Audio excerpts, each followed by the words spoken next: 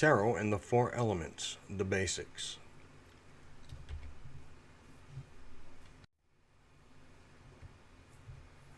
What are the four elemental forces and why are they important, especially when it comes to tarot readings?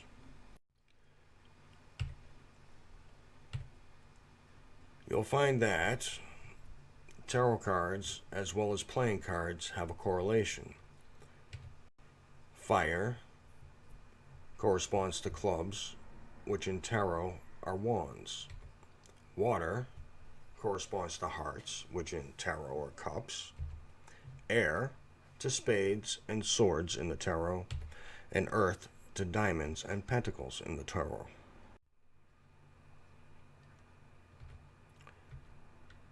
The classical elements typically refer to the concepts in ancient Greece of earth, water, air, fire, and ether, which were purported to explain the nature and complexity of all matter in terms of simpler substances. A little note on ether. That also is considered the fifth element of spirit, akasha, the void. There's a lot of different things, but for right now we're working on the number four, the four elements, and the building blocks of this classification system. Ancient cultures, Egypt, Babylonia, Japan, Tibet, and India, all had similar types of classification systems, sometimes referring to air in local languages as wind. What they are is a basic classification system based on the type of expression or form a thing or action takes. Thus, if we say a thing is fiery or energetic, it belongs to the fire classification. But if it is unmoving or solid, it belongs to the earth classification, and so on with water and air. The four states of matter are similar to the four elements in the way that they act. In physics, a state of matter is one of the distinct forms that matter takes on. The four states of matter are observable in everyday life: solid, liquid, gas, and plasma.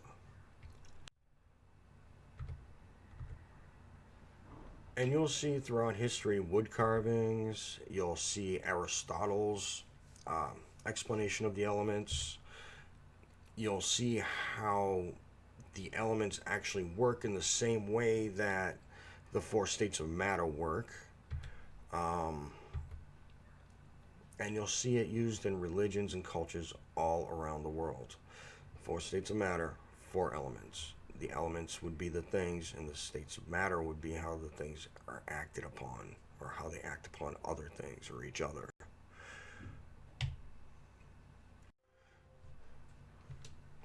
Now, when we talk about the tarot cards, we talk about wands being fire, and it's expressive and active.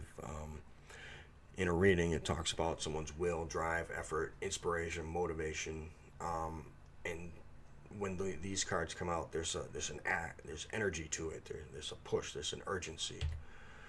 Water, on the other hand, is receptive, and it's neutral. It's moved around by to and fro like the oceans. The capacity to receive love and to care for others through emotional equilibrium and compassion is usually what we're speaking about when we draw a card and it's in the cups suit. Air is expressive and neutral. It's like passive observation, critical thinking, reason, wit, communication. The thing about air that I like to remember is that you got to keep an open mind, being open to experiences. Air is the element that deals with thinking, thought, technology, and that kind of thing. But it also deals with conflicts. We have terms like the winds of change, and it's about ideas that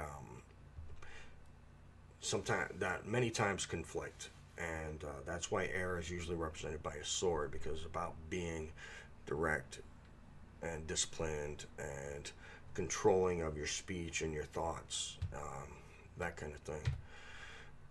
Earth, receptive and passive, steady, enduring, protective, nurturing, and physical. Anything that has to do with earth usually tends to do with work.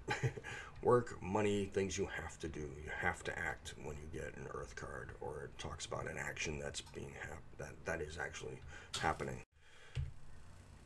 All right, now when we get to the four elemental parts of the human, we see that fire is the spiritual will, water is the compassionate soul, air is the open mind, and earth is the physical body and the senses that we use every day: see, hear, taste, touch, smell. Now we take these and we put them into the tarot. Okay? Remember, this is a tarot tutorial about how to work with the four elements in a reading. And the four elemental suits of the tarot follow the four types of experiences we all go through in life: wands, destiny, purpose, what are we doing, where we go from here; cups, relationships, how are my feelings about this one or the other one, are weddings happening, are babies coming. It's all about those kind of relationships, and how you have to be kind of neutral and kind of bounce on the waves of the water in order to stay in a good relationship.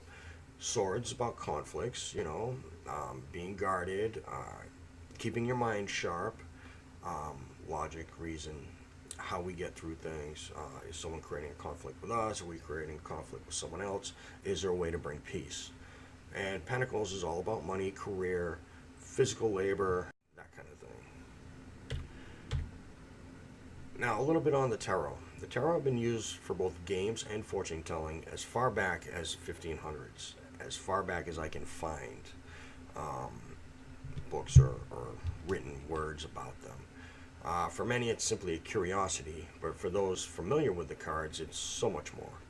Within the deck of 78 cards, one can find a combination of pip cards, court cards, and major arcana cards that eerily mirror, through their images and defining characteristics, everyday situations and hurdles. Each card is a particular situation, personality, or archetypal force that influences outcomes and events. When I read cards for someone, I depend on Carl Gustav Jung's ideas on synchronicity and meaningful coincidence.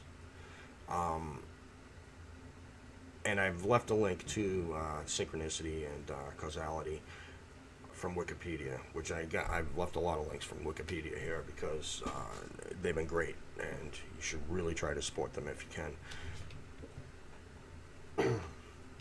But that will tell you a little bit more about why I believe the randomness of drawing cards actually works to help someone get on with their life, plan, see a couple steps ahead of them, or what their different paths are. And that's where I anchor it. I anchor a lot of my belief system in Carl Gustav Jung's psychoanalytical thought and forms of Gnosticism. But that's neither here nor there. But what is here is that's why there must be a question or a focus to a tarot reading. If you come into a tarot reading and someone's like, "Oh, just tell me whatever," yeah, whatever may pop up, but there's a good chance that it's not going to be what you think, because you're not being honest with what your actual question is to the reader or to the cards. Once you're honest with, a lot of it is anybody that says whatever comes up is basically saying, read my mind, show me some magic or something like that, which is not, and I must repeat, which is not what reading tarot cards is about. And other than reading tarot cards, there are different uses. Now, tarot is also used for self-mastery. Many mystery schools, ancient and current, still use them. Well, I don't want to say ancient, old and current, still use them. Within the tarot has been hidden a system based on alchemical, astrological, hermetic, and Kabbalistic studies. There's hundreds of years of many spiritual people analyzing, meditating, contemplating, and synthesizing a very nice, coherent system of self-mastery. But it's hidden. Because of the way the tarot cards are used for readings and a lot of the gypsy stuff and movies, people don't see that part of the cards. And hopefully this little tutorial will give you an idea of what it's about. Many of these re-emerged during the early 1900s with the Hermetic Order of the Golden Dawn, their members, and their defectors, Mr. Crowley. What they did was to painstakingly create a hybrid philosophy based on science and the common threads from varying mystery religions of both the East and West. From this, they either adapted or came up with rites and rituals that acted as psychodramas to illuminate the initiate's consciousness in ways that would progress them along the spiritual path towards self knowledge and mastery. A path that ends in the realization that we are all children of the same God and that we have more power and potential than the uninitiated realize. It's a really powerful system. Now, I'd be amiss to not mention the four Jungian functions and how they associate with the elements. Jung came up with the four functions of thinking, feeling, sensation, and intuition as far as what is our main function. I mean, are we always thinking about things? Are we always feeling things? How do we take in and process information? Now, people that are mainly thinkers will tend to get more air element swords cards, and according to Jung, thinking is that psychological function which, in accordance with its own laws, brings given presentations into conceptual connection. Wow, I think that's pretty deep and kind of hard to really wrap your brain around, but basically, thinking is thinking. Everybody knows what it is when they're thinking, and everybody knows someone that thinks way too much. Okay, then there's feeling. It's people that tend to be really emotional, or loving, or caring, or whatnot. That's the water element, and Jung defined feeling as primarily a process that takes place between the ego and a given content, a process. Moreover, that imparts to the content a definite value in the sense of acceptance or rejection. Huh? Okay. So what he's saying is that feeling that we just don't like something and we have no really good reason to know why, well, that's what it is. Feeling is like people that they don't have, they can't articulate like a thinking person can what it is that's making them not like something, but these people tend to trust their feelings more than logic or reason, and they actually seem to be a little bit happier. Then we have sensation, which is based on the earth element, and that's tactile sense. That's fingers touching things. Jung presented sensation as that psychological function which transmits a physical stimulus to perception, not only to the outer stimuli, but also to the inner, i.e., to changes in the internal organs. Now, this is really interesting, and you'll find that people, especially in Eastern medicine, they really know what's going on with their bodies because they can literally feel changes in their inner organs because they're attuned to it. And there are a lot of people that are very tactile, and that's what they need. They need things to touch, to feel connected with. These are very practical people, and stability is really important. What they can bump up, it doesn't, as opposed to like a thinking person who would be like rationalizing thing, a sensation person would be like, but this is here. This is what it feels like. You can argue it all you want and rationalize all you want, but this is what it is. And that's kind of what we're dealing with when we're dealing with sensation. Intuition, fire element. Intuition is also presented as a basic psychological function. It is that psychological function which transmits perceptions in an unconscious way. Everything, whether outer or inner objects or their associations, can be the object of this perception. Intuition is a really interesting thing because it's more like we get a flash, and it's like, oh, that's going to happen, or oh, we get a good feeling, or deja vu, or that's not going to happen, or we can get this done. Intuition is one of those things where our unconscious processes things faster than our thinking, feeling, and sensation, and it gives us a spurt or a flash of like something that will come, and it's a really interesting function. A lot of people actually work on that. use that. And these people tend not to be able to reason where their intuitions came from.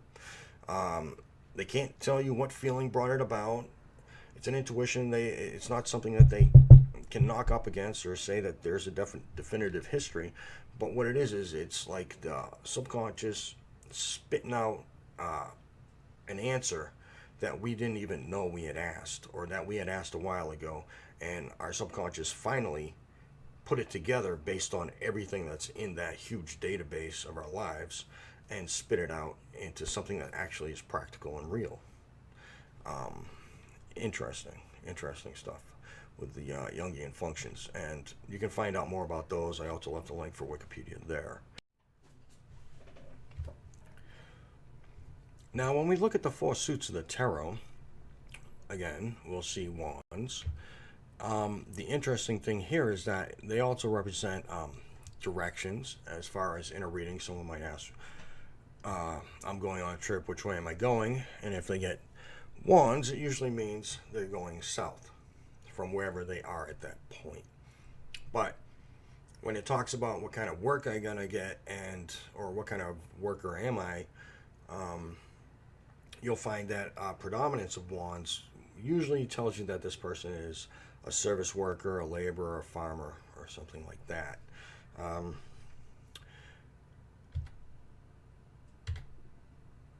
The suit of cups is the element of water, obviously, but also people that work in spiritual, charitable, or the health industry tend to get a predominance of cups. It also represents the western direction. The suit of swords corresponds to the element of air, but it also works, as far as work goes, government workers, military, and people in communications tend to get a predominance of swords, and that's the eastern direction. And pentacles, earth, is a predominance of those. Will show someone that's more like a property owner, a merchant, an entrepreneur, and it talks about the northern direction. Now, if you're going to put it all together,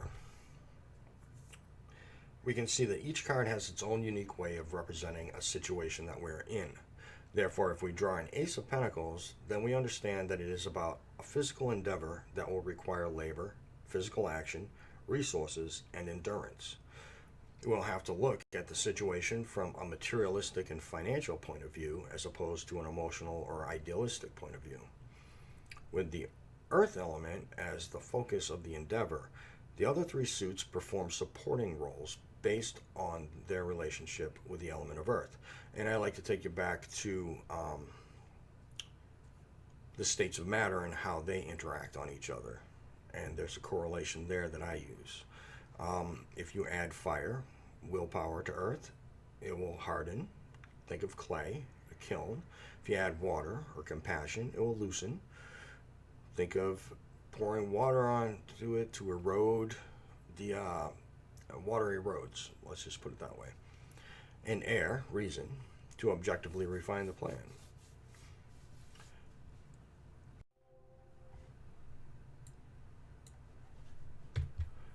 This has been a basic lesson on the four elements in relation to the tarot and its practical application beyond tarot readings. If you enjoyed this, then remember to like it, and sharing is caring. You can also find me on Facebook at Bobby the Druid. You can find me for readings at Readings by Robert, or you can check out my merchandise at Bobby the Druid's Den, all on Facebook. Thanks for watching.